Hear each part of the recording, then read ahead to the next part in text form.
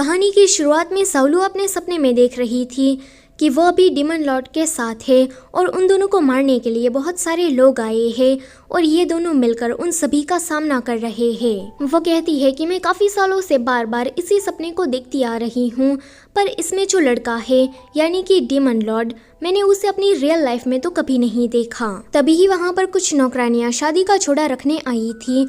वो लोग साउलू को देखकर उसे ताना देती है कि पता नहीं इस जैसी लड़की को हमारे यंग मास्टर युनशी के लिए क्यों पसंद किया। लेकिन साउलू को इनकी बातों से ज्यादा कोई फर्क नहीं पड़ता। दूसरी ओर युनशी शादी करने से मना कर रहा था क्योंकि उसके हिसाब से तो शादी उसी से ही करनी चाहिए जिससे तुम प्यार करो। उसके फादर उसे समझाते हुए कहते हैं कि देखो, साउलू के अंदर एक पवित्र गुम्मीहो की आत्मा है। गुम्मीहो यानी कि फॉक्स डीमन। अगर शादी के बाद तुम उसके साथ रहे तो तुम अपनी नेथर फायर को कंट्रोल में रख पाओगे और तुम्हारी जो दिल की बीमारी है वो भी ठीक हो जाएगी। युनशी कहता है कि पर मुझे तो वो लड़की पसंद ही नहीं, तो मैं उसके साथ फिजिकल रिलेशन में कैसे आ जाऊँ। यहाँ पर साउलू कह रही थी कि मुझे कोई फर्क नहीं पड़ता कि वो मुझे पसंद करता है या फिर नहीं, क्योंकि जैसे ही मैं उसे ये लव पॉइजन की गोली खिलाऊंगी तो वो मेरे बगैर रह नहीं पाएगा। वो सिर्फ मुझे ही देखेगा और मेरे प्यार में पूरा पागल हो जाएगा। तभी ही वहाँ पर यू नाम की एक लड़की आती है जो कि युनशी की दीवानी थी। वो आते ही सीधा साउलू को मारने लगती है कि तेरी हिम्मत भी कैसे हुई मेरे युनशी से शादी करने की। लगता है कि तुझे अपने इस खूबसूरत चेहरे पर घमंड है। रुक, मैं अभी से बिगाड़ती हूँ, फिर देखती हूँ कि युनशी तुझे देखकर किस तरह से डर के मारे भागेगा। यू जैसे ही साउलू के फेस पर कट लगाने आती कि वो खुद को प्रोटेक्ट करती है। अब वो एक गुम्मीहो थी, इसलिए उसके पास मैजिकल पावर होना तो आम सी बात है। यू अभी भी चुप नहीं हो रही थी एंड उसे पनौती चुड़ैल कह के बुला रही थी कि वो उसे जोर से चाटा मार देती है। चाटा खाने के बाद यू वहाँ से चली जाती है। साउलू सोचती है कि लगता है कि फ्यूचर में मुझे इस लड़की का सामना करते रहना पड़ेगा, क्योंकि ये लड़की युनशी पर से तो आसानी से गिव अप नहीं करेगी। घर के बाहर डीमन लॉर्ड लिनफांग सुन आया था। युनशी के फादर ने शायद उसका कुछ बिगाड़ा होगा, इसलिए अभी वो बहुत ही ज्यादा गुस्से में उससे अपना बदला लेने आया था। वो सेक्ट के सभी लोगों को मारकर वहाँ से चला जाता है। जब साउलू बाहर आती है तो देखती है कि यहाँ पर तो सिर्फ और सिर्फ लाशें ही बिखरी पड़ी है। वो जल्दी से युनशी के पास जाती है जो कि मर चुका था, लेकिन युनशी के फादर अभी भी जिंदा थे। वो उसे अपने पास बुलाकर कहते हैं कि मैं ज्यादा देर तक जिंदा नहीं रह पाऊंगा, मगर तुम एक गुम्मीहो हो तो तुम ये काम कर सकती हो। मैं तुम्हें समय में 300 साल पीछे भेज रहा हूँ। वहाँ पर जाने के बाद जैसे ही तुम लिनफांग सुन को देखो तो उसे मार डालना। अगर पास्ट में जाकर तुमने उसे नहीं मारा तो आज जिस तरह का हाल हमारा हुआ है ऐसा दोबारा होगा। साउलू उसे कहती है कि मैं ये काम नहीं कर सकती, वो डीमन लॉर्ड कुछ ज्यादा ही शक्तिशाली है, मैं उसके सामने कुछ नहीं। कि फादर कहते हैं कि डोंट वरी, 300 साल पहले डीमन लॉर्ड भी कमजोर था, वो हमारी तरह एक मामूली इंसान था, ऐसे में उसे मारना काफी ज्यादा आसान रहेगा। इतना कहकर वो उसे 300 साल पीछे भेजने का प्रोसेस चालू कर देते हैं। वो जाने से पहले एक बार युनशी को देखती है। फिर कहानी सीधा हमें 300 साल पहले की दिखाई जाती है, जहाँ पर कुछ लोग आपस में बातें कर रहे थे कि ओल्ड मास्टर ने अपने ही बेटे मुतिंग को यहाँ पर मरने के लिए छोड़कर रखा है। इस जगह पर एक सेफ्टी बैरियर लगाया गया है जिसको मुतिंग कभी नहीं तोड़ सकता और शायद इसी वजह से वो इस जगह से कभी बाहर ही नहीं निकला। वैसे मुतिंग दिखने में बिल्कुल डीमन लॉर्ड जैसा था, मतलब कि वही डीमन लॉर्ड था मगर अभी बना नहीं था। कि तभी ही वहाँ पर साउलू आती है। साउलू की जो सोल एनर्जी थी उसकी वजह से मुतिंग की नेथर फायर पर थोड़ा असर होता है। वो अभी इसी बारे में सोच रहा था कि साउलू इन सभी को एक ही झटके में खत्म कर देती है, क्योंकि ये सभी लोग मुतिंग को मार रहे थे। अचानक से ही ये दोनों एक दूसरे के अपने आप ही क्लोज आने लगते हैं, क्योंकि कोई अननोन एनर्जी इन दोनों को एक दूसरे की तरफ खींच रही थी। वो कहती है कि तुम तो देखे देखे से लगते हो, क्या हम लोग पहले कभी मिल चुके हैं? उसी वक्त मुतिंग का पैर फिसलता है और वो साउलू के ऊपर आकर गिरता है, जिस वजह से उन दोनों के बीच में एक्सीडेंटली किस हो जाता है। साउलू के हाथ में अभी वो लव पॉइजन की गोली थी जो कि वो युनशी को खिलाने वाली थी, मगर किस के दौरान ही वो गोली मुतिंग की बॉडी में चली जाती है। साउलू उसे अपने से दूर करके कहती है कि ये मेरा फर्स्ट किस था और तुम्हारी वजह से बर्बाद हो गया। मुतिंग कहता है कि तुम छोटी बच्ची की तरह हरकतें करना बंद करो। कि तभी ही ये दोनों एक दूसरे के क्लोज आते हैं और उनके क्लोज आने पर वो जो बैरियर था वो टूट जाता है। मुतिंग के दूसरे अंकल ये देखकर जल्दी से यहाँ पर आते हैं और कहते हैं कि मुतिंग, तेरी हिम्मत कैसे हुई इस बैरियर को तोड़ने की। मुतिंग कहता है कि लगता है कि बूढ़ा होने पर आपका दिमाग भी सठिया गया है। मैंने इस बैरियर को नहीं तोड़ा है, ये अपने आप ही टूट गया। शायद किस्मत भी यही चाहती होगी। कि अंकल कहते हैं कि तेरी जबान तो कुछ ज्यादा ही तेज चल रही है।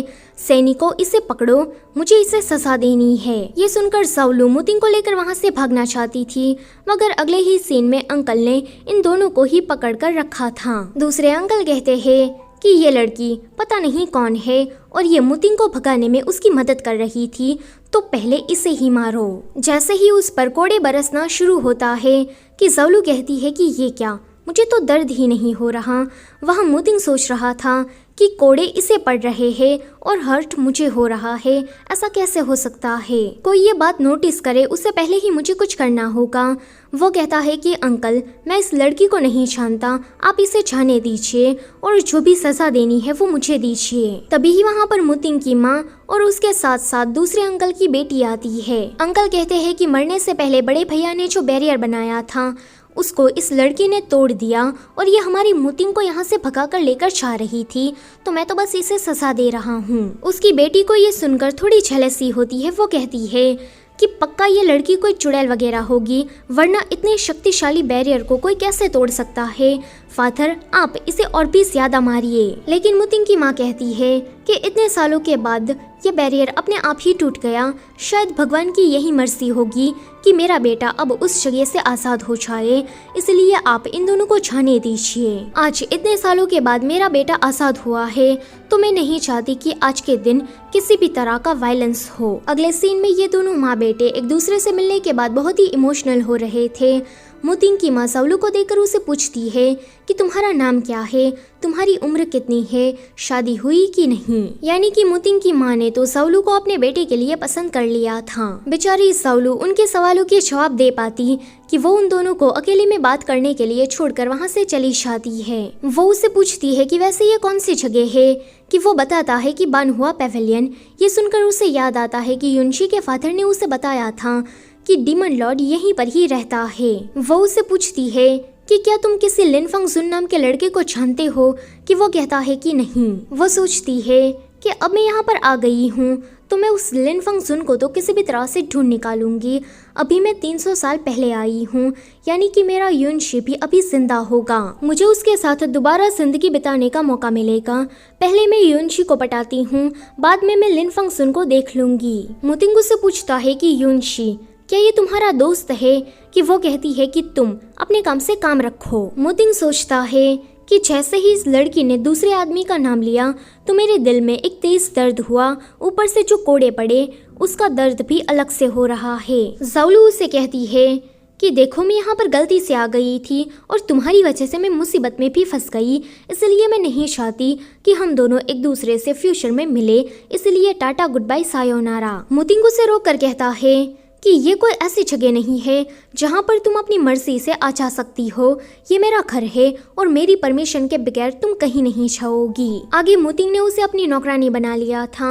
मुतिंग अभी सो रहा था और वो उसे पंखा मार रही थी। उसे सोते देखकर वो जैसे ही यहाँ से भागने की कोशिश करती कि वो उठ जाता है एंड कहता है कि अगर यहाँ से भागने की कोशिश की तो मैं तुम्हारे 2 टुकड़े कर दूंगा। तभी ही वो उसे बेहोश करके कहती है कि तुम क्या, तुम्हारी इस पूरी वैली में ऐसा कोई नहीं है जो कि मुझे रोक सके। इतना कहकर वो भागकर युनशी के सेक्टर में आती है। युनशी इस जन्म में भी बीमार था कि वो उसे देखकर उसके पास आकर सीधा उसे गले लगा लेती है कि तुम तो जिंदा हो। अभी वो बहुत ही ज्यादा इमोशनल हो रही थी। वो कहती है कि शायद ये हमारी किस्मत है कि हम दोनों इस तरह से दोबारा मिले। कि युनशी कहता है कि देखो लड़की, किस्मत जैसा कुछ नहीं होता, तुम ये नॉनसेंस बातें करना बंद करो। इतना कहकर वो वहाँ से चला जाता है कि तभी ही वहाँ पर वो लड़की यू, जो कि युनशी की दीवानी थी, वो आ जाती है। इस जन्म में भी वो युनशी को काफी पसंद करती थी, इसलिए जब उसने ज़ौलू को युनशी के क्लोज देखा तो वो जेलस होकर उसे यहाँ लड़ने आ गई। वो जैसे ही उसका गला दबाने की कोशिश करती है कि ज़ालू को तो कुछ नहीं होता, मगर मुतिंग के गले में तेज दर्द हो रहा था। वो काफी गुस्से से कहता है कि पता नहीं अब ये लड़की क्या कर रही है। यहाँ पर युनशी के फादर आ जाते हैं तो उसे देखकर यू कहती है कि मास्टर, ये लड़की एक चुड़ैल है और हमारे सेक्ट में जबरदस्ती घुस आई है और आपके बेटे से फ्लर्ट कर रही थी। तभी ही वहाँ पर मुतिंग आकर उसे काफी गुस्से से देखता है और कहता है कि ये कोई चुड़ैल नहीं है, ये मुझसे बिलोंग करती है। फादर कहते हैं कि तुम अपने लोगों को संभाल कर रखो, मैं नहीं चाहता कि आगे चलकर हम दोनों सेक्ट के बीच में किसी भी तरह की मिसअंडरस्टैंडिंग क्रिएट हो। मुतिंग ज़ालू को लेकर वहाँ से जा रहा था कि फादर सोचते हैं कि इस लड़की की सोल में कुछ तो अलग बात है। घर वापस आने के बाद ज़ालू गुस्सा कर रही थी कि तुम मुझे वहाँ से लेकर क्यों आए और तुमने वहाँ पर ऐसा क्यों कहा कि मैं तुमसे बिलोंग करती हूँ एक्सेट्रा। कि वो कहता है कि चुप रहो, अब से तुम मेरी स्टूडेंट हो, तुम्हारे बाल, तुम्हारी आंखें, तुम्हारा मुंह, यानी कि तुम्हारी पूरी बॉडी अब मेरी प्रॉपर्टी है, इसलिए तुम गलती से भी खुद को चोट मत पहुंचा लेना। दूर से मुतिंग की माँ ये सब कुछ सुनकर काफी खुश हो रही थी कि मेरा बेटा तो मौके पर चौका मार रहा है। ज़ालू उसे कहती है कि देखो, भले ही तुम मुझे पसंद करते हो मगर मैं किसी और को पसंद करती हूँ। पर मुतिंग उसकी बात नहीं सुनता और वहाँ से चला जाता है। माँ सोचती है कि लगता है कि मेरा बेटा इन प्यार व्यार के मामलों में थोड़ा कच्चा है, तो मुझे उसकी मदद करनी होगी। उसने अंकल की बेटी का मुंह बंद करके रखा था क्योंकि वो बार बार अंदर आने की कोशिश कर रही थी। अब मुतिंग को पसंद तो ये भी करती थी, इसलिए कहती है कि मुझे तो लगता है कि ये लड़की एक चुड़ैल है, हमारी मुतिंग को अपने प्यार के छाल में फंसाकर उसे मारना चाहती है। मगर उसकी माँ कहती है कि देखो, तुम कुछ नहीं जानती। आगे वो मुतिंग को अपने पास बुलाकर उसे कहती है कि ज़ालू, वो मुझे पसंद है, अगर तुम उससे शादी करना चाहते हो तो इससे मुझे कोई एतराज़ नहीं है। मुतिंग कहता है कि देखिए माँ, आप कुछ गलत समझ रही है। उसकी माँ कहती है कि इसमें शर्माना क्या, मैं जानती हूँ कि तुम उसे पसंद करते हो, अब मान भी जाओ। तभी ही मुतिंग को अपने गले में कुछ फील होता है। वो कहता है कि लगता है कि ये लड़की फिर से किसी मुसीबत में फंस गई। यहाँ पर अंकल की बेटी लांशी ने ज़ालू को बांध कर रखा था और वो उसे धमका रही थी कि आगे से मेरे मुतिंग के आसपास भी मत भटकना, वरना मैं तुम्हारी छुट्टी कर दूंगी। वो उसे इसी तरह से पेड़ पर लटका कर वहाँ से चली जाती है कि वहाँ मुतिंग आकर उसे बचाता है। इस चीज़ से मुतिंग को इतना ज़्यादा दर्द हुआ था कि वो बेहोश हो जाता है। अपनी तरफ मुतिंग की माँ को आता देखकर ज़ालू बेहोश होने का नाटक करती है। अगले सीन में वो पूछ रही थी कि बताओ वहाँ पर क्या हुआ था। लांशी खुद को इनोसेंट दिखाते हुए कहती है कि मैंने तो कुछ नहीं किया। ज़ालू कहती है कि ये वही थी जिसने मुझे पेड़ पर बांध दिया। यह तो अच्छा है कि मुतिंग ने आज सही टाइम पर आकर मुझे बचा लिया, वरना मैं तो लटक कर आज मर ही जाती। मुतिंग की माँ कहती है कि मेरे बेटे ने मुझे सब कुछ बता दिया है, अब से तुम मेरी बेटी हो, जो कोई भी तुम्हें बुली करेगा उसका सामना अब मुझसे होगा। ज़ालू उसे समझाने की कोशिश करती है कि देखिए आंटी, आप कुछ गलत समझ रही है, मेरे और मुतिंग के बीच में ऐसा वैसा कुछ नहीं है। पर आंटी कहती है कि यह तय हो गया, मैं जल्दी ही तुम दोनों की शादी करा दूंगी। शादी की बात सुनकर लांशी वहाँ से चिढ़कर चली जाती है। अगले सीन में वो कह रही थी कि कितने दिन हो गए, युनशी पता नहीं क्या कर रहा होगा, मैंने उसको गिफ्ट में देने के लिए ये लव नोट बनाया है। कि तभी ही वहाँ पर मुतिंग आकर उस गिफ्ट को छीन कर कहता है कि मुझे भी युनशी को देखना है, तुम हर वक्त बस उसी के ही बारे में बात करती रहती हो। वो मना कर देती है कि पक्का तुम युनशी के साथ कुछ गलत कर दोगे, मगर वो फोर्स कर रहा था, इसलिए वो उसे युनशी के पास लेकर जाती है। युनशी कहता है कि तुम फिर से यहाँ पर आ गई। कि वो कहती है कि हाँ, मैं यहाँ पर स्पेशली तुम्हें देखने आई हूँ। कि तभी ही पीछे से मुतिंग आकर कहता है कि हम लोग यहाँ पर अपनी शादी का इनविटेशन कार्ड देने आए हैं, तुम हमारी शादी में ज़रूर आना। ये सुनकर ज़ालू को उस पर गुस्सा आता है कि ये बातें युनशी के सामने करने की इसको क्या ज़रूरत थी। वापस घर आने के बाद वो काफ़ी गुस्से में लग रही थी कि मुतिंग कहता है कि मैं तो देखना चाहता था कि ये युनशी आखिर में किस तरह का लड़का है, सच में तुम्हारा टेस्ट तो काफ़ी ज़्यादा बुरा है। वो कहती है कि मेरा नहीं, तुम्हारा टेस्ट बुरा है। वैसे मैं तुम्हें बता दूं कि मैं युनशी के अलावा और किसी से भी शादी नहीं करूंगी। ये सुनकर मुतिंग को आ जाता है गुस्सा।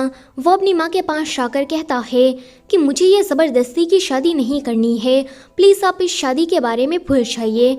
पर माँ है कि पीछे ही पड़ी थी, देखकर लग रहा था कि ये तो इन दोनों की शादी करवा कर ही मानेगी। अगले सीन में साउलू शादी का छोड़ा जबरदस्ती पहन रही थी, मगर फिर वो सोचती है कि अगर मैंने मुतिंग से शादी कर ली तो मैं यहाँ बानहुआ पैलेस में रह पाऊंगी और उस डिमन लॉर्ड को भी ढूंढ पाऊंगी। उसे ढूंढकर मैं उसे मारकर सीधा युनशी के पास चली जाऊंगी। युनशी, बस तुम मेरा इंतजार करो, मैं तुम्हारे पास आ रही हूँ। अगले सीन में इन दोनों की शादी होने जा रही थी, पर साउलू देखती है कि मुतिंग की जगह पर तो कोई मुर्गा है, जिसे देखकर सभी लोग बातें करने लगते हैं कि दुल्हा दुल्हन से शादी नहीं करना चाहता था, इसलिए उसने अपनी जगह पर किसी मुर्गे को ही रख दिया। सभी लोग उसकी काफी बेइज्जती कर रहे थे, जिससे साउलू को आ जाता है गुस्सा। मुतिंग उससे कहता है कि तुम मुझसे शादी नहीं करना चाहती थी, इसलिए मैंने ऐसा किया। साउलू उसकी एक नहीं सुनती एंड अपने रूम में चली आती है। अगले सीन में उसने उस मुर्गे को पकाकर खा लिया था। बाद में वो मुर्गे के मरने पर रो रही थी कि मैंने तो अपने पति को ही मारकर खा लिया। उसे इस तरह से रोते हुए देखकर मुतिंग उसके पास आकर मैजिक की मदद से उसके कपड़े चेंज करता है और पंखुड़ियों की बारिश करता है। उन दोनों को इस तरह से देखकर मुतिंग की माँ कहती है कि अब यहाँ से चलो, इन दोनों को बाकी की शादी की रस्में पूरी करने दो। इतना कहकर वो उन दोनों को जबरदस्ती कमरे में भेज देती है। आगे साउलू को डर लग रहा था कि ये मेरे साथ ऐसा वैसा कुछ कर ना दे, मगर वो तो आकर सीधा शांति से सो जाता है। साउलू अभी उसे देख रही थी कि ये दिखने में कितना ज़्यादा हैंडसम है कि वो कहता है कि अगर तुम मुझे इस तरह से देखती रही तो मैं सो नहीं पाऊंगा। ये सुनकर वो डर के मारे जल्दी से सो जाती है। अगले दिन साउलू को बताया जाता है कि युनशी उसे मिलने आया है, तो वो काफी एक्साइटेड होकर उसके पास जा रही थी, मगर तभी ही कोई उसे किडनैप कर लेता है। वो उसे पूछती है कि तुम हो कौन और तुमने मुझे इस तरह से पकड़कर क्यों रखा है, मगर वो बंदा अभी उसकी सोल को देख रहा था एंड जैसे ही उसे निकालने की कोशिश करता है कि यहाँ पर मुतिंग को एक तेज दर्द फील होता है। वो जल्दी से इस जगह पर पहुँचता है जहाँ पर इस मिस्टीरियस बंदे के बहुत सारे लोग थे जो कि काफी पावरफुल थे। उसको इतना ज्यादा जख्मी देखकर साउलू उसे कहती है कि मुतिंग, तुम यहाँ से चले जाओ वरना तुम मर जाओगे, मगर वो नहीं चाहता। तभी ही मुतिंग के अंदर जो नेथर फायर थी वो एक्टिवेट होती है, जिस वजह से उसके बाल सफ़ेद हो जाते हैं एंड वो पहले के मुकाबले और भी ज़्यादा पावरफुल हो जाता है। ज़्यादा पावर मिलने के बाद मुतिंग ने एक ही झटके में इन सभी को ख़त्म कर दिया था। वो सस्पिशियस बंदा ये देखकर वहाँ से भाग जाता है, मगर जाते जाते साउलू से कह रहा था कि मैं तुम्हें अगली बार नहीं जाने दूंगा। साउलू मुतिंग की ऐसी हालत देखकर उसकी काफ़ी फिक्र कर रही थी कि वो कहता है कि तुम्हारा हस्बैंड इतनी जल्दी नहीं मरेगा। वापस घर आने के बाद मुतिंग की एक आंख में काफ़ी ज़्यादा दर्द हो रहा था, क्योंकि उसकी उस आंख में नेथर फायर थी, जिसके एक्टिवेट होने पर उसे वहां पर थोड़ी इरिटेशन हो रही थी। साउलू ये देखकर उसकी आंखों को जैसे ही देखने जाती कि वो शर्मा के मारे पीछे हो जाती है। मुतिंग उससे कहता है कि तुम इतनी ज्यादा ब्लश क्यों कर रही हो। तभी ही वहाँ पर मुतिंग की माँ उसकी फिक्र में आ जाती है।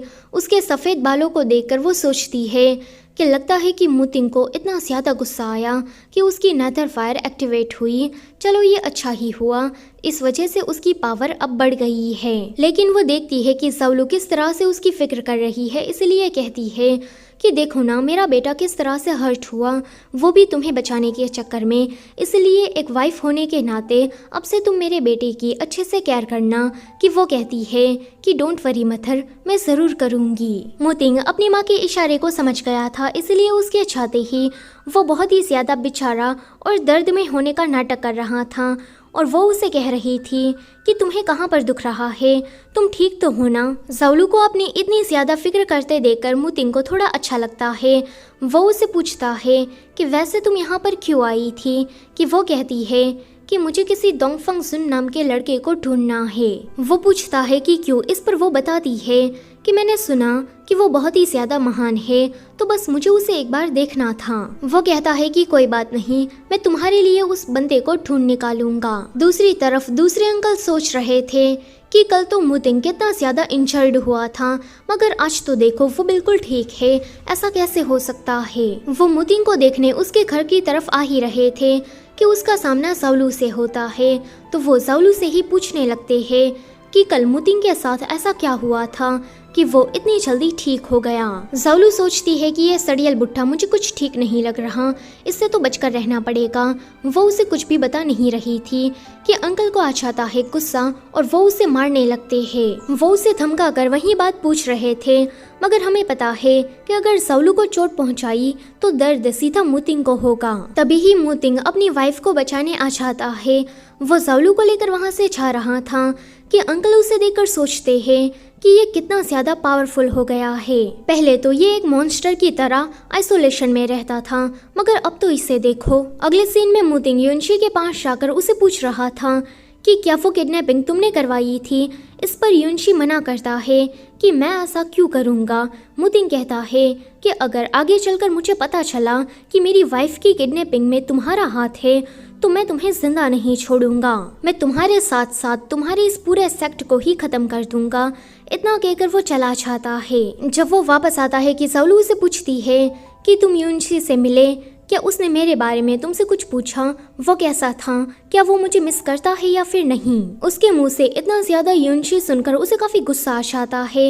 एंड वो कहता है कि देखो तुम मेरी हो और मैं नहीं चाहता कि तुम किसी भी दूसरे आदमी का नाम लो। आगे जब वो अपने रूम की तरफ वापस आ रही थी कि देखती है कि लांशी उसकी मेड को बुले कर रही है। उसने उसे कोई जहर खिला दिया जिस वजह से नौकरानी को हड्डियों में काफी तेज दर्द हो रहा था। ज़ालू वहां पर आकर अपनी मेड को पहले हील करती है एंड उसके बाद लांशी से कहती है कि ये मेरी पर्सनल मेड है, इसी वजह से तुमने आज इसे बुली किया। उसे इतना गुस्सा आता है कि वो लांशी को मारती है एंड कहती है कि आगे से मेरे लोगों से तुम दूर रहना। अपनी मेड को बचाने के बाद जैसे ही वो बाहर आती है कि देखती है कि एक बंदा पानी में गिरने जा रहा है कि वो उसे रोकती है। वो बंदा उसे बस देखे जा रहा था एंड सोचता है कि ये लड़की कितनी ज्यादा ब्यूटीफुल है। ज़ालू उसे कहती है कि तुम कितने जवान हो और इतनी कम उम्र में तुम मरने के बारे में सोच रहे हो। तो वो लड़का कहता है कि मैं पानी में जाकर बस रिलैक्स होना चाहता था, मैं कोई यहाँ सुसाइड करने नहीं आया था। वैसे ये जो लड़का है वो अंकल का बेटा और लांशी का बड़ा भाई ली युवान है। ज़ालू से थोड़ी देर बात करने पर ज़ालू तो उसे पसंद आ जाती है। अगले दिन ली युवान ने उसके लिए उसके फेवरेट फ्लावर भिजवाए थे, जिसे देखकर वो खुश हो ही रही थी कि मुतिंग जेलस होकर उन फ्लावर्स को डिस्ट्रॉय कर देता है एंड अपनी तरफ से कुछ फ्लावर देते हुए कहता है कि अगर तुम्हें ये पसंद ही है तो तुम इसे रख सकती हो। लांशी लियोन से कहती है कि एक लड़की है जो कि मुझे काफी बुली करती रहती है और देखो आज उसने मुझे मारा भी। ये सुनकर लियोन को गुस्सा आ जाता है कि आखिर में ऐसा कौन है जो कि मेरी बहन को बुली कर रहा है। वो काफी गुस्से में आ रहा था एंड कह रहा था कि आज तो मैं उस पर्सन को नहीं छोड़ूंगा, मगर जैसे ही ज़ालू को देखता है कि उसका गुस्सा एकदम से शांत हो जाता है। वो कहता है कि माफ करना, मुझे लगा कि कोई और इंसान होगा। मेरी बहन थोड़ी नादान है तो प्लीज तुम उसे माफ कर देना। मैं जानता हूँ कि इसमें मेरी ही बहन की गलती होगी। ये सुनकर लांशी को लियोन पर गुस्सा आता है। लियोन कहता है कि चलो इस बात को सॉर्ट आउट करने के लिए कहीं बाहर खाने जाते हैं।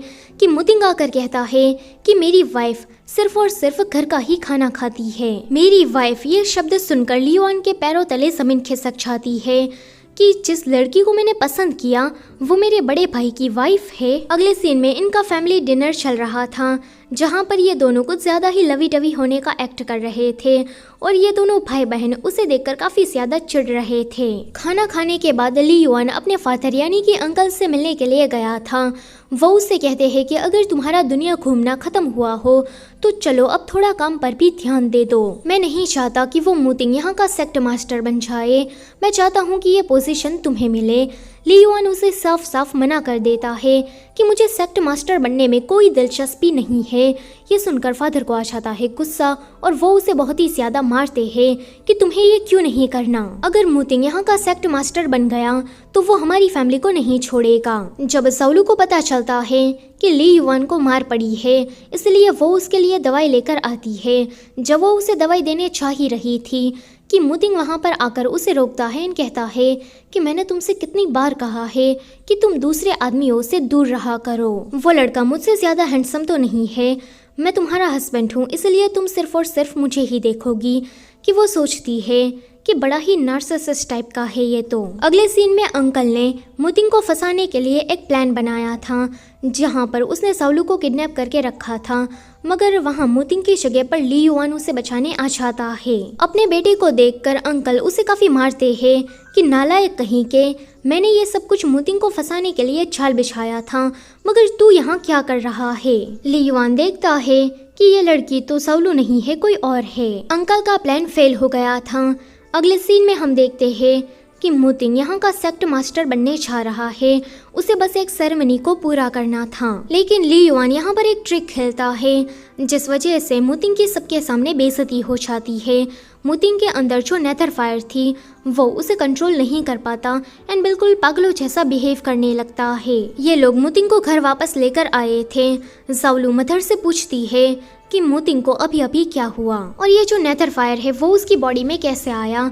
इस पर वो उसे बताती है कि युद्ध के दौरान ही गलती से नेथर फायर मुतिंग की बॉडी में चला गया। उस टाइम पर मुतिंग काफी ज्यादा छोटा था और वो इसे कंट्रोल नहीं कर पा रहा था, इसलिए उसके फादर ने उसे आइसोलेशन में रखा और एक सेफ्टी बैरियर बना दिया। अगर मुतिंग इसे कंट्रोल में नहीं रख पाया तो ये नेथर फायर सबको खत्म कर देगी, सब कुछ डिस्ट्रॉय कर देगी। इस नेथर फायर की वजह से मुझे हमेशा से ही ये लगता था कि मेरा बेटा कभी भी इमोशंस को फील नहीं कर पाएगा, लेकिन वो तुमसे प्यार करने लगा, इसलिए प्लीज मैं चाहती हूँ कि तुम मेरे बेटे का ध्यान रखो। अगले दिन अंकल को न्यूज मिलती है कि मुतिंग उस नेथर फायर को कंट्रोल में नहीं रख पाया एंड अब वो पागल हो गया है। ये सुनकर वो तो बड़े ही खुश हो जाते हैं। यहाँ मुतिंग पागलों जैसी हरकतें कर रहा था। साउलू उसे दवाई पिलाने की कोशिश कर रही थी, मगर वो मना कर देता है कि मुझे ये नहीं पीना है। ली युआन तभी ही उस बात को कंफर्म करने के लिए आता है और मुतिंग की ऐसी हरकतों को देखकर वो समझ जाता है कि ये तो सच में पागल हो गया है। ली युआन साउलू से थोड़ी देर बात करने के बाद फिर वहाँ से चला जाता है। उसके जाते ही मुतिंग साउलू को अपनी तरफ खींचता है। दूसरी तरफ ली युआन अंकल के पास जाकर उसे बताता है कि मैंने खुद जाकर यह बात कंफर्म की है कि मुतिंग अब पागल हो गया। ये सुनकर अंकल कहते हैं कि ये सही टाइम है, इसी वक्त पर हम उसे मार डालते हैं। लांशी ने दूर से ही उनकी बातें सुन ली थी। वो अंकल के पास आकर कहती है कि फादर आप ऐसा नहीं कर सकते, आप मुतिंग को नहीं मार सकते। अंकल कहते हैं कि मुझे उसे मारना ही होगा, अगर मैंने ऐसा नहीं किया तो वो यहाँ का सेक्ट मास्टर बन जाएगा, फिर उसकी फैमिली आगे निकल जाएगी और हम लोग पीछे रह जाएंगे।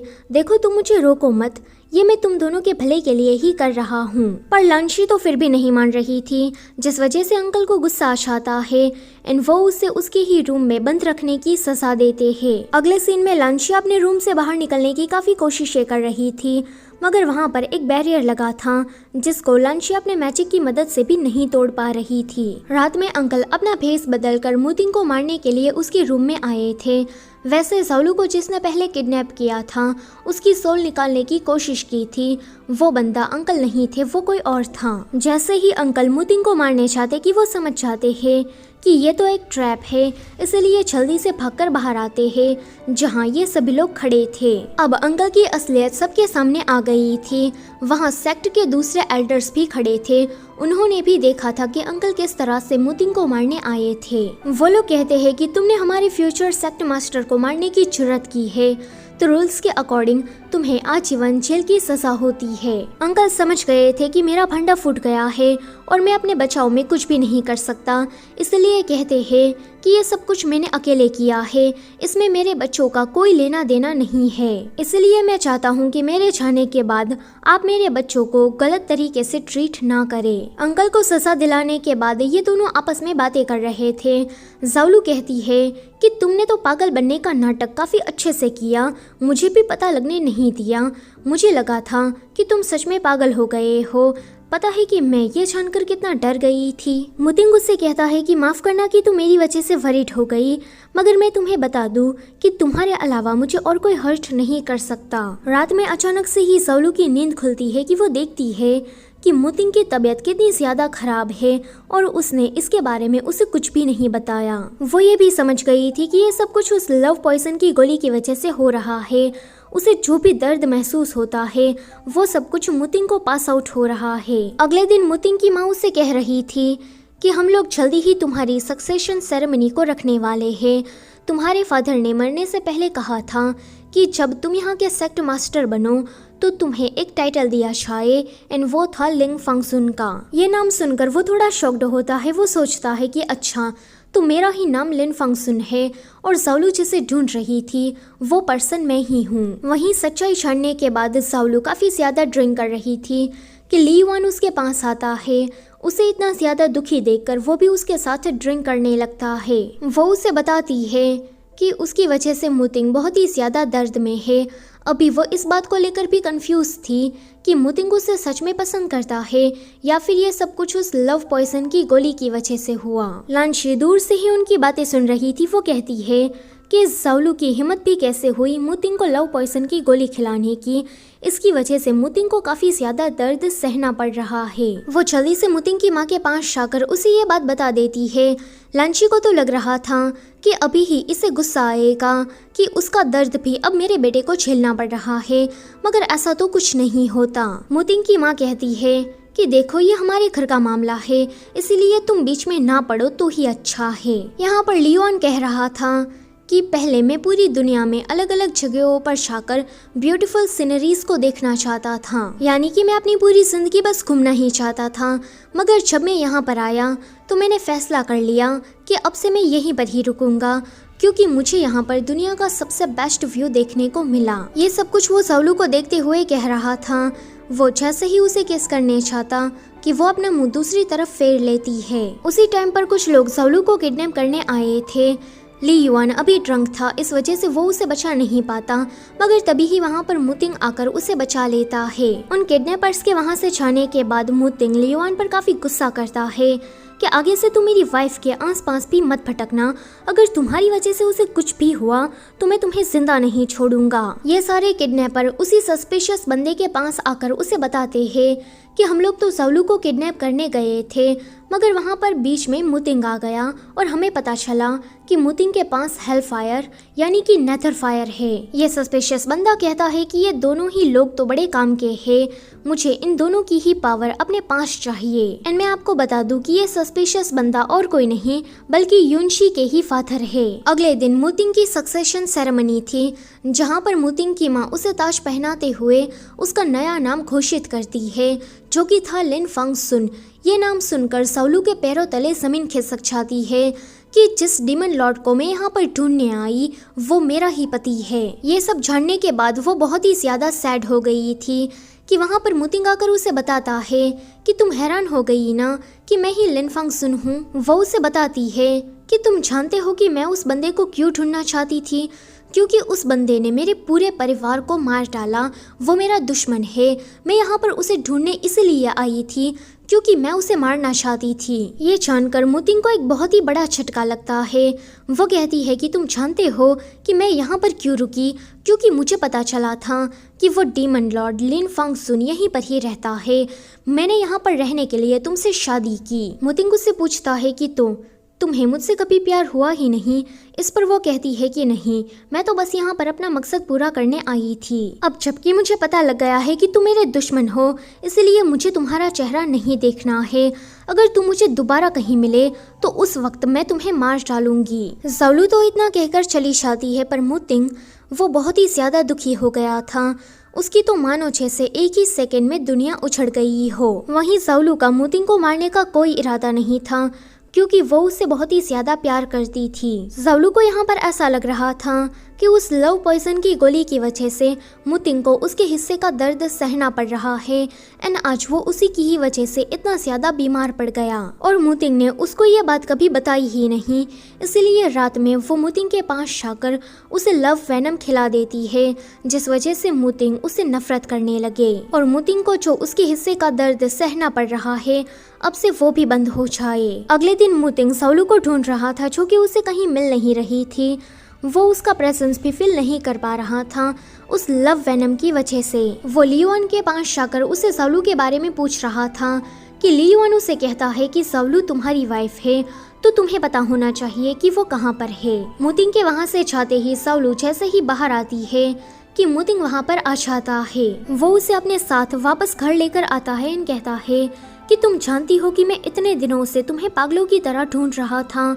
वो जैसे ही उसे फोर्सफुली किस करता कि वो उसे जोर से चाटा मार देती है। वो कहती है कि तुम ये बात क्यों नहीं समझ रहे कि हम एक दूसरे के दुश्मन हैं, हमारे बीच में कुछ नहीं हो सकता। मुतिंग फिर भी उसे जाने नहीं दे रहा था कि वहाँ पर बीच में ली युआन आ जाता है, जिसे देखकर मुतिंग को गुस्सा आता है एंड वो उसे मारने के लिए हेल फायर का यूज करता है। पर ली युआन के आगे ज़ाओलू आ जाती है और चोट उसे लग जाती है। ज़ाओलू को दर्द में देखकर मुतिंग समझ गया था कि उन दोनों के बीच में जो कनेक्शन था ज़ाओलू ने वो पहले ही तोड़ दिया है। वो ये जानकर इतना ज्यादा शॉक्ड हुआ था कि वहीं पर ही बैठा रहता है और ज़ाओलू उसे छोड़कर सीधा युनशी के सेक्टर में आती है, क्योंकि ये पहले उसका घर हुआ करता था। वो युनशी से कहती है कि मेरे पास रहने को कोई जगह नहीं, तो क्या मैं यहाँ पर रह सकती हूँ। युनशी को तो इससे कोई प्रॉब्लम नहीं थी, मगर वो जो यू थी वो कहती है कि तुम यहाँ पर नहीं रह सकती। पर युनशी उसे इग्नोर करते हुए ज़ाओलू को उसका रूम दिखाता है एंड कहता है कि अगर तुम्हें किसी भी चीज़ की ज़रूरत हो तो तुम मुझे बताना। फिर वो कहता है कि जब तुम मुझे पहली बार मिली थी तब तुमने कहा था कि ये हमारी किस्मत है कि हम दोबारा मिले। मैंने इसके बारे में काफ़ी सोचा और मुझे भी यही लगता है कि ये हमारी डेस्टिनी है। युनशी को देखकर लग रहा था कि वो भी अब ज़ाओलू को पसंद करने लगा है। तभी ही वहाँ पर युनशी के फादर आ जाते हैं, वहीं सस्पिशियस इंसान। वो यहाँ पर ज़ाओलू से काफ़ी अच्छे से बात कर रहे थे, मगर उनका मकसद तो हम सभी को पता है। वहीं ली युआन अब अपने फादर के नक्शे कदम पर चलने लगा था। उसने फैसला कर लिया था कि वो मुतिंग को मारकर यहाँ का नया सेक्ट मास्टर बनेगा। अगले दिन युनशी के फादर ज़ाओलू को अडॉप्ट कर लेते हैं, क्योंकि वो अनाथ थी, उसका कोई नहीं था। ज़ाओलू ये जानकर काफी इमोशनल हो जाती है कि अब मेरे पास भी एक फैमिली है। आगे ज़ाओलू को ऐसा लग रहा था कि उस लव वेनम की वजह से मुतिंग मुझे भूल गया होगा, तो अब मुझे भी उसे ज्यादा याद नहीं करना चाहिए। इसके लिए वो लव डिस्ट्रॉयल पूल में जाती है, जहां लगातार वो 3 दिनों तक यहां पर गिरने वाली बिजलियों को अपने ऊपर लेती है ताकि वो मुतिंग को भूल सके। इतना सारा दर्द सहने के बावजूद भी वो मुतिंग को भूल नहीं पाती। वहीं मुतिंग भी उसे नहीं भूला था। वो यहाँ सेक्ट में उसे वापस ले जाने के लिए आया था, मगर वो आती ही नहीं। इसलिए मुतिंग कड़कती ठंड में उसका इंतजार करने लगता है। उसको इतना ज्यादा दर्द में देखकर वो उसके पास आकर उसे कहती है कि डेविल कहीं के, तुम यहाँ क्या करने आए हो? क्या तुम हमारे सेक्ट के लोगों को मारने आए हो? तुम यहाँ से चले जाओ। यहाँ पर वो ऐसी बातें करके मुतिंग को ऐसे छता देती है कि वो उसे भूल गई है, जिसे देखकर मुतिंग भी अब वहाँ से चला जाता है। अगले दिन युनशी के फादर उसे कह रहे थे कि तुम्हें ज़ाओलू से शादी कर लेनी चाहिए। देखो, उसके अंदर एक पवित्र गुमी होगी आत्मा है। अगर तुमने उससे शादी कर ली तो तुम्हारी ये दिल की बीमारी ठीक हो जाएगी। युनशी ज़ाओलू को पसंद तो करता था, पर शादी करने से मना कर देता है, क्योंकि उसे पता था कि ज़ाओलू अभी भी मुतिंग को ही पसंद करती है। लांशी को जब अपने भाई की हरकतों के बारे में पता चलता है कि वो उसे रोकने चाहती है कि तुम सेक्ट मास्टर बनने का सपना छोड़ दो, वरना तुम्हारा हाल भी फादर की ही तरह होगा। ली युआन कहता है कि देखो, तुम मुझे रोको मत, मैं ये सब कुछ हम दोनों के लिए कर रहा हूँ। लांशी जब उसे दोबारा रोकने चाहती कि वो कहता है कि गार्ड्स, इसे इसके रूम में ही बंद कर दो। यानी कि ली युआन अब बिल्कुल अपने फादर की तरह बन गया था। दूसरी तरफ ज़ाओलू को युनशी के फादर के बारे में सब पता चल जाता है कि ये वही किडनैपर है। वो उसकी सोल को निकालकर युनशी को ठीक करना चाहते हैं और मुतिंग की नेदर फायर को छीनकर काफी ज्यादा शक्तिशाली बनने का प्लान बना रहे हैं। ज़ाओलू को अभी पास्ट की बातें दिखाई दे रही थी, जहां पर मुतिंग को युनशी के फादर की काली करतूतों के बारे में सब कुछ पता चल गया था। उसने पहले मुतिंग के नेदर फायर को उससे छीन लिया, उसके बाद उसकी माँ को भी जान से मारने की कोशिश की। मुतिंग अपनी माँ से कह रहा था कि ये सारे लोग बस अच्छा बनने का दिखावा करते हैं। हम डीमन सेक्ट वालों का नाम तो बस ऐसे ही खराब है। ये लोग तो किसी बुरे डीमन से भी ज्यादा बुरे हैं। जैसे ही मुतिंग की माँ मरती है कि वो गुस्से में अपना बदला लेने के लिए यहाँ पर आता है और इस पूरे सेक्ट को ही खत्म कर देता है। ज़ाओलू अभी ये सब कुछ देख ही रही थी कि तभी ही वो एक्सपोज हो जाती है। वो कहती है कि तो ये सब कुछ आपने किया था। इतनी गलत चीजें करने के बाद आपने ऐसा दिखाया कि मुतिंग ही विलन है, उसी ने ही सबको मार डाला, जबकि उसको भड़काने के पीछे तो आपका एविल माइंड था। युनशी के फादर जरा सी भी देरी नहीं करते और उसे पकड़कर बांध देते हैं। ज़ालू को अब पछतावा हो रहा था कि उसने गलत इंसानों पर भरोसा किया। वो मुतिंग को अपना दुश्मन मानने लगी थी, मगर बेचारा वो खुद इनका एक विक्टिम था। तभी ही वहाँ पर युनशी आता है। युनशी को अपने फादर के बारे में सब कुछ पता चल गया था। वो उससे कहती है कि तुम तो मुझे पिछले जन्म में भी पसंद नहीं करते थे और अब भी नहीं करते हो। तुम्हें तो बस मुझसे शादी इसलिए करनी थी ताकि तुम्हारी ये दिल की बीमारी ठीक हो जाए। इस पर युनशी कहता है कि मैं तुम्हें पसंद करता हूँ, मगर उतना नहीं जितना कि मुतिंग तुम्हें पसंद करता है। इतना कहकर वो उसे रिलीज कर देता है। बाहर मुतिंग ज़ालू को बचाने आया था। युनशी के फादर जानते थे कि ज़ालू को मुसीबत में देखकर ये जरूर आएगा और इसी टाइम पर मैं इसकी नेथर फायर को इसे छीन लूंगा। मुतिंग उसे कहता है कि ज़ालू को तुम मुझे वापस दे दो, वरना मैं इस पूरी जगह को जला दूंगा। युनशी के फादर कुछ कहने चाहते कि वहाँ पर ज़ालू आ जाती है। यह देखकर वो कहते हैं कि ज़ालू ये एक डेविल है और ये हमारे पूरे सेक्टर को जलाने आया है, तो तुम इसे मार दो। पर ज़ालू को तो अब पूरी सच्चाई के बारे में पता चल गया था, इसलिए वो ऐसा कुछ नहीं करती एंड मुतिंग का साथ देती है। ये देखकर युनशी के फादर को आ जाता है गुस्सा।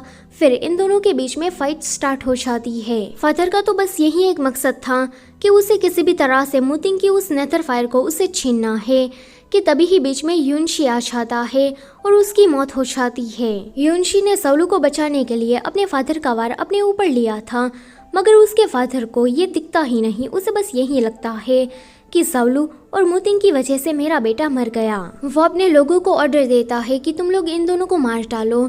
ये सुनकर ये दोनों ही यहाँ से भाग जाते हैं। अगले सीन में ये लोग उनसे बचकर कहीं दूर जंगल में आ गए थे, जहाँ पर ज़ालू ने मुतिंग को सब कुछ बता दिया था। वो उसे कहती है कि अब मैं किसी भी गलत इंसान का साथ नहीं देना चाहती और हमेशा ही तुम्हारे साथ रहना चाहती हूँ।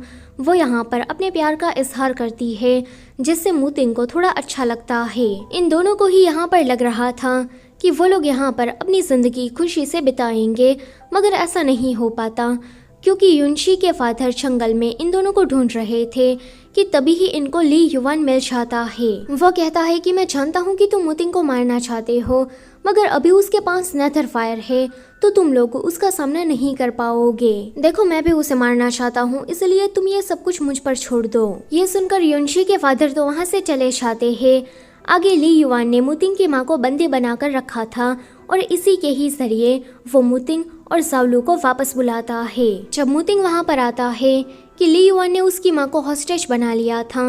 ली युवान काफी ज्यादा चालाक था। उसे पता था कि मुतिंग को किस तरह से कंट्रोल में रखना है। वो उसकी माँ को टॉर्चर करके उसे सरेंडर करने को कहता है। मुतिंग जैसे ही सरेंडर करता है कि वो उसे पकड़ लेता है। ली युवान ने यहाँ पर ज़ालू के साथ कुछ भी नहीं किया था। वो उसके पास जाकर अपनी फीलिंग्स कन्फेस करता है कि वो उसे बहुत ही ज्यादा पसंद करता है और उसे प्रोटेक्ट करना चाहता है। ज़ालू उससे कहती है कि देखो तुम्हें प्यार के बारे में कुछ भी पता नहीं है, इसलिए तुम ऐसी बातें करना बंद करो। कि वो कहता है कि ठीक है मैं समझ गया, अब तुम्हें मुझसे शादी करनी होगी। अगर तुमने मुझसे शादी कर ली तो मैं मुतिंग को जाने दूंगा, वरना मैं उसे मार डालूंगा। ज़ालू को ये सुनकर उसकी बात माननी ही पड़ती है। आगे ली युवान उसे लेकर मुतिंग के पास गया था एंड उसे गुस्सा दिलाने के लिए शादी की बात जानबूझकर करता है एंड ज़ालू के फॉरहेड पर किस भी करता है। मुतिंग को इतना ज्यादा तकलीफ में देखकर ज़ालू को उस पर गुस्सा आता है कि तुम्हें मुतिंग के सामने ये सब कुछ करने की क्या जरूरत थी। अगले दिन इनकी शादी होने जा रही थी। सभी लोग शादी की तैयारियों में बिजी थे कि पीछे से लांशी मुतिंग को बचाने के लिए आ जाती है।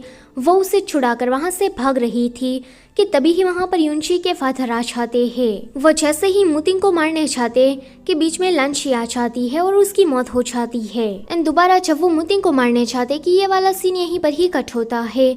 यहाँ पर इन दोनों की शादी हो रही थी। ली युवान तो आज बहुत ही ज्यादा खुश था, मगर ज़ालू नहीं थी कि तभी ही वहाँ पर युनशी के फादर मुतिंग को लेकर आ जाते हैं। ज़ालू मुतिंग की ऐसी हालत देखकर ली युवान से कहती है कि तुमने तो कहा था कि अगर मैं तुमसे शादी कर लूंगी तो तुम मुतिंग को जाने दोगे, फिर तुमने मुतिंग को युनशी के फादर के हवाले क्यों किया। ली युवान उसे समझाने की कोशिश करता है कि ये मैंने नहीं किया है, युनशी के फादर अपने आप ही यहाँ पर आ गए हैं कि वो गुस्से में उसे चाकू मार देती है। अब ली युवान तो ज़ालू को इतना ज्यादा पसंद करता था कि वो इस वार को काफी खुशी से लेता है और यहीं पर ही उसकी मौत हो जाती है। ली युआन के मरने के बाद युनशी के फादर मुतिंग की नेथर फायर को उससे छीनकर ज़ोलू के सोल को निकालने चाहते हैं, पर ज़ोलू के अंदर से एक रेड फायर निकलती है जो कि वहां खड़े सभी लोगों को खत्म कर देती है सिवाय मुतिंग के। सभी के मरने के बाद मुतिंग उसके पास आता है। ज़ोलू अब मरने वाली थी क्योंकि उसने अपनी सारी शक्तियों को एक ही बार में यूज कर लिया था। ज़ोलू के मरने के बाद मुतिंग के पास बस उन दोनों की मेमोरीज रह जाती है। अगले सीन में उस इंसिडेंट को हुए काफी वक्त बीत गया था, मगर मुतिंग अभी भी बहुत ही ज्यादा दुखी था। उसकी माँ उसके पास आकर उसे कहती है कि तुम अब ज्यादा दुखी होना बंद करो, क्योंकि मेरे पास एक आइडिया है जिससे तुम ज़ोलू की आत्मा को इकट्ठा करके उसे वापस से जिंदा कर सकते हो। इसे करना काफी ज्यादा मुश्किल है, मगर मैं जानती हूँ कि तुम ये कर ही लोगे। आगे मुतिंग दुनिया के अलग अलग जगहों पर जाकर किसी जड़ी बूटी को इकट्ठा कर रहा था। इस जर्नी के दौरान एक पल भी ऐसा नहीं था जहां पर उसने ज़ोलू को मिस ना किया हो। आगे वो उस जड़ी बूटी को लेकर किसी इमोर्टल के पास आता है और उसे कहता है कि मैं चाहता हूं कि आप मेरी वाइफ को जिंदा कर दीजिए। उस इमोर्टल को मुतिंग के अंदर एक सिंसियरिटी नजर आती है, इसलिए वो उसकी विश को पूरा कर देती है। अगले सीन में मुतिंग अपने घर यानी कि डीमन सेक्ट वापस आ गया था, जहाँ पर वो देखता है कि ज़ोलू वापस से जिंदा हो गई है। वो आती ही सीधा उसे कहती है कि तुम कौन हो, तुम तो देखे देखे से लगते हो, क्या हम पहले कहीं मिल चुके हैं। मुतिंग उसे देखकर इतना ज्यादा इमोशनल हो गया था कि वो सीधा उसे हक कर लेता है और इसी के साथ ही ये कहानी यहीं पर ही खत्म होती है। अगर आपको ये सीरीज पसंद आई है तो वीडियो को लाइक कर देना और चैनल को भी सब्सक्राइब करते जाना। Thank you for watching.